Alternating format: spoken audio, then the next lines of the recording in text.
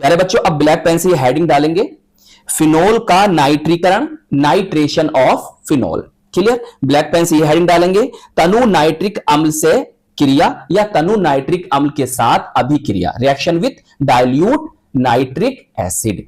लिखेंगे निम्न ताप 298 केल्विन पर तनु नाइट्रिक अम्ल के साथ फिनोल नाइट्रीकरण से ऑर्थोनाइट्रोफिनोल एवं पैरानाइट्रोफिनोल, इस पे ऐसे मात्राएं लगा लेना, पैरानाइट्रोफिनोल का मिश्रण प्राप्त होता है। सही है? फिनोल इस तरह से भी लिखा मिल सकता है या आपको इस तरह से भी लिखा मिल सकता है।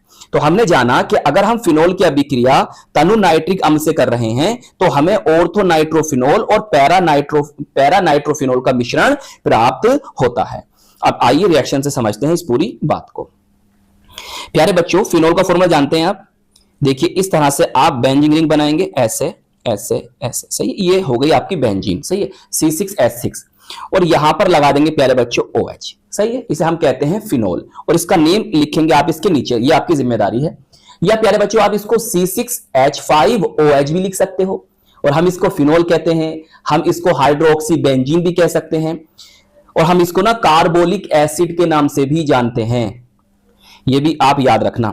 अच्छा, अब हमें रिएक्शन करानी किससे? तनु नाइट्रिक अम्ल से, डाइल्यूट नाइट्रिक अम्ल से, डाइल्यूट नाइट्रिक एसिड से।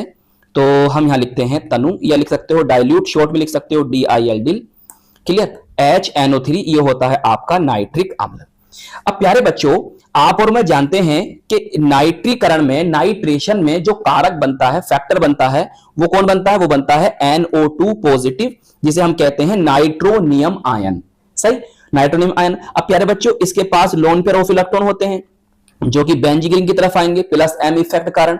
तो इसकी जो ऑर्थो पोजीशन है ये और ये ऑर्थो पोजीशन और पैरा पोजीशन पर इलेक्ट्रॉन डेंसिटी, इलेक्ट्रॉन घनत्व अधिक हो जाता है। इसलिए अब जो बना यहां पर कौन स्पीशीज है? ये बनी है नाइट्रोनियम आयन। अब प्यारे बच्चों नाइट्रोनियम आयन कौन होता है? इलेक्ट्रॉन स्नेही अभिकर्मक, इलेक्ट्रोफिलिक रिजेंट या इलेक्ट्रॉन रागी अभिकर्मक, इलेक्ट्रॉन रागी भी कह सकते हो। इलेक्ट्रोफाइल बना है, वो कहां जाएगा? जहां पर इलेक्ट्रॉन की अधिकता होगी। इसलिए प्यारे बच्चों आपको ऑर्थो और पैरा वाला उत्पाद प्रोडक्ट यहां पर प्राप्त हो जाएगा। चलिए लिख देंगे आप इस तरह से। आप पहले फिनोल बनाएं, ऐसे ऐसे ऐसे। सही है? ये बन गई आपकी फिनोल और इसकी ऑर्थो पोजीशन ये है, यहां पर लगा दोगे।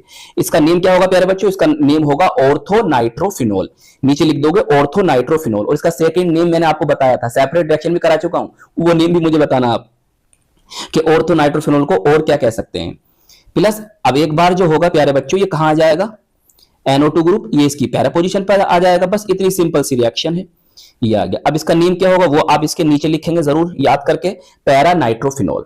अब प्यारे बच्चों एनसीईआरटी में बात लिखी है कि ये ऑर्थोनाइट्रोफिनोल है और ये कौन है? पैरानाइट्रोफिनोल है। तो हम ऑर्थोनाइट्रोफिनोल और पैरानाइट्रोफिनोल को वाष्पीय आसवन, स्टीम डिस्टिलेशन के द्वारा पृथक कर सकते हैं, अलग कर सकते हैं। चलिए इसका नेम, इसके नेम जरूर लिखना नीचे। चलिए नोट कर लेंगे। चलो अब प्यारे बच्चों यहां पर आप देखो सांद्र नाइट्रिक अम्ल के साथ भी अभिक्रिया होती है। तो फिनोल 2,4,6 ट्राइनाइट्रोफिनोल, जिसे हम पिक्रिक अम्ल कहते हैं, इसमें परिवर्तित हो जाता है। लेकिन प्यारे बच्चों आप यहां पर फिनोल का नाइट्रिक अम्ल के साथ डायरेक्टली नाइट्रेशन, नाइट्रीकरण कर रहे हैं, तो यहां पर जो पिक्रिक अम्ल प्राप्त होगा 2,4,6 ट्राइनाइट्रोफिनोल प्राप्त होगी, उसकी मात्रा कम होती है क्योंकि फिनोल का ऑक्सीकरण हो जाता है।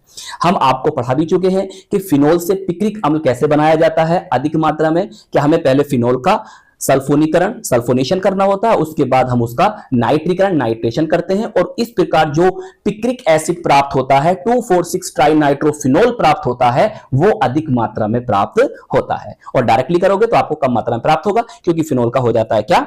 ऑक्सीकरण। HNO3 जो है ना ऑक्सीकारक पदार्थ है, पिरबल ऑक्सीकारक पदार्थ। चलिए अब रिएक्शन दे देते हैं आपको। इस तरह से आप फिनोल बनाएंगे और फिनोल के नीचे जो भी कंपाउंड आप बना रहे हो उसके नीचे प्यारे बच्चों नेम जरूर लिखना। सही है? नेम जरूर लिखा करें। यहां पर ले लेंगे सांद्र, चाहो तो सांद्र को लिख सकते हो शॉर्ट में कंसंट्रेट। कौन है? HNO3। बोलिए प्यारे बच्चों अब क्या होगा पिक्रिक अम्ल में? देखो यहां से क्या बनेगा? NO2 पॉजिटिव आयन जो कि नाइट्रोनियम आयन है, वो इसकी ऑर्थो और पैरा पोजीशन पर आप लगा दीजिए, बस आपका बनके तैयार हो गया जी। इसे हम कहते हैं प्यारे बच्चों पिक्रिक अम्ल। सही है? इसका नेम लिख दोगे पिक्रिक अम्ल या 2,4,6 ट्राइनाइट्रोफिनोल भी लिख सकते हो। नीचे नेम जरूर लिखा करें,